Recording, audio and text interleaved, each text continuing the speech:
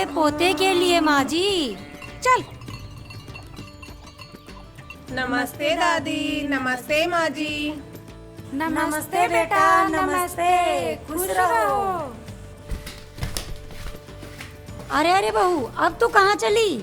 अरे माँ जी, आज आशा दीदी मुझे अस्पताल ले जाकर डिलीवरी के बाद गर्भ निरोधक के फायदे बताने के लिए डॉक्टर के पास ले जा रही हैं। देख बहू, वो सब मैं नहीं जानती। अगर तुझे लड़का हुआ तो ठीक है, अगर लड़की हुई तो मैं डिलीवरी के बाद तुझे गर्भ निरोधक इस्तेमाल करने नहीं दूंगी, क्योंकि मैं मरने से पहले पोते का मुंह देखना चाहती हूँ। माँ जी, आज किलकारी में भी डॉक्टर अनीता ने बताया पहले और दूसरे बच्चे में अंतर रखना कितना जरूरी है। पर अंतर काहे रखना है? माँ जी, बच्चे के भविष्य के लिए। बच्चा आगे जाकर कितना होनहार होगा इन्हीं 2 सालों में तय होता है, और बच्चे का 80% मानसिक विकास इसी समय में होता है। तो जरूरी है माँ बाप बच्चे के साथ खेलें, कहानियाँ सुनाए।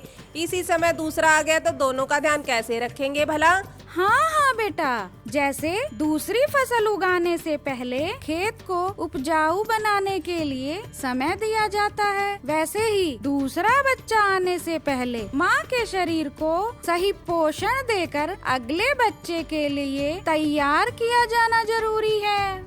समझे माँ जी? समझ गई बहू। अरे बहू, ले ये पढ़। आधुनिक हो चले हैं परिवार नियोजन के तरीके। क्या है ये? चल चल, ले बेटा तू पढ़।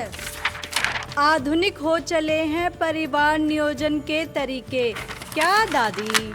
ले बहू तू पढ़। दादी, इसकी कोई जरूरत नहीं, मैं भी तो यही चाहती हूँ। हाँ बेटी, जानती हूँ, इन सब में सबसे समझदार तू ही है। समझे क्या चाहती है दादी? तुम दोनों आपस में खुल के बातें करो, समझदारी से परिवार बढ़ाओ। कोई जल्दी नहीं है दादी को पोते का मुंह देखने की, और ना ही ऊपर जाने की।